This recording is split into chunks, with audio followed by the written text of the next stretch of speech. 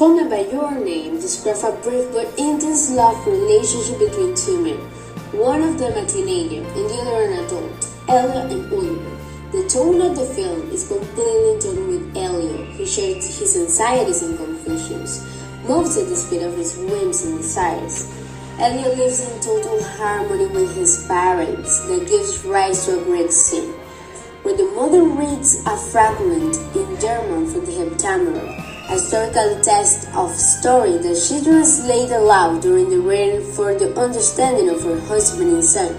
The scene is significant because, even to words, it allows us to translate into images the first that keeps Elio's patience safe from the rest, something that will change from this reading.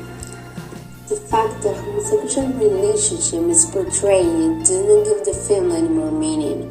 His regression is not political or aesthetic but sentimental, basically because his characters don't go around too much to satisfy their impulses.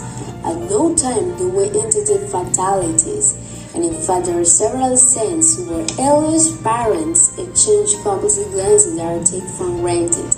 The mutual attraction that both characters developed.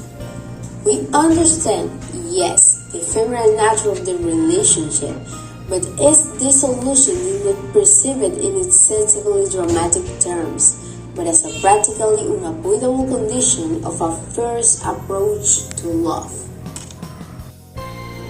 Call Me By Your Name.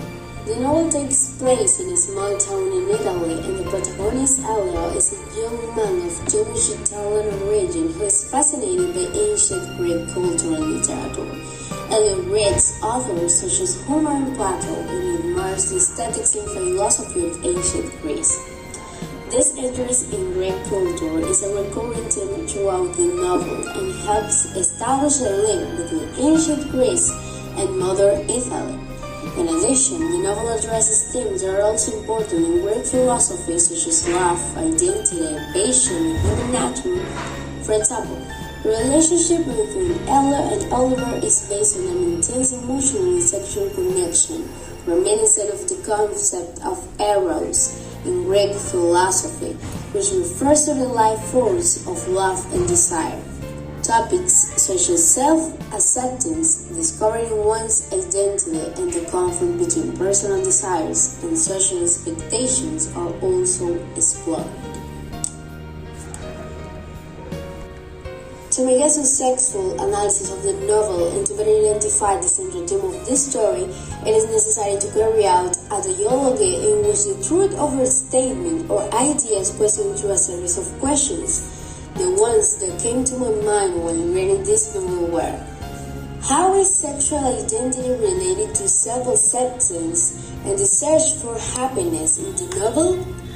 In what way is desire and passion manifested in the book, and how are they related to love? What is the importance of the physical and cultural environment in the story of Elio and Oliver, and how does it influence their relationship? How do the characters change throughout the novel, and what events or decisions lead to that transformation? And what is the meaning of the title, Call Me By Your Name, and how it is related to the theme of the book? By thinking critically, looking at elements beyond those found in the book, we can realize that the title comes from a passage in the film, a simple, concise declaration of love that shows the deep feeling that unites to its two protagonists. Call me by your name, and I call you by my name, Oliver tells Elio, at those whose family homes he spends the summer. Despite the age difference between the two, their connection is such that they feel like soulmates.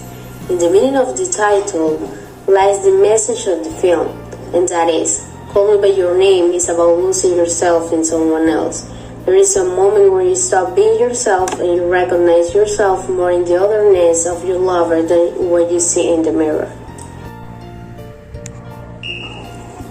At the beginning of the story, each person didn't expect all those events that propose the mind of the viewer to happen. When reading the title, Call Me By Your Name, one thinks it is a typical and cliché love story, not one full of emotions, manipulation, obsession, and controversies. By placing yourself in the shoes of someone of the two lovers, one would know how to react to the idea of another person of the same gender wanting to have a relationship beyond friendship with you. Not all will react in the same way, some with aggression, some with contempt, sadness, disappointment, joy, excitement. If this situation happened to me, I would react in a good way, respecting the tastes of that person. However, it wouldn't impact my life much. It is not uncommon for sexuality in these times to be more open. Anyone can be part of the LGBTQ community. It is totally respectable. Despite this, the thinking of the time in which the events of the story are not the same as now. So that weird feeling that they have between them, they decide to hide their relationship with women. It would do the same, but I would change the use of other women to hide who you are. There is no need to play with other people's feelings and emotions for your own benefit. Thus, I conclude that Eliot and Oliver's attitudes were correct when in the context of the novel.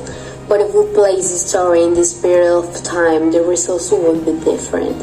I'm not opposed to the relationship, although the 7-year age difference causes me some discomfort, one being a minor and the other older. On the other hand, homosexuality did not have to be justified by some readers who resented but did not accept the main message of the film and focus on the prejudices created about homosexual people. They are only feelings that one person generates over another without want. Personally, it's a nice story with a sad ending full of emotions which give the reader a love story not based on their cliché stereotypes.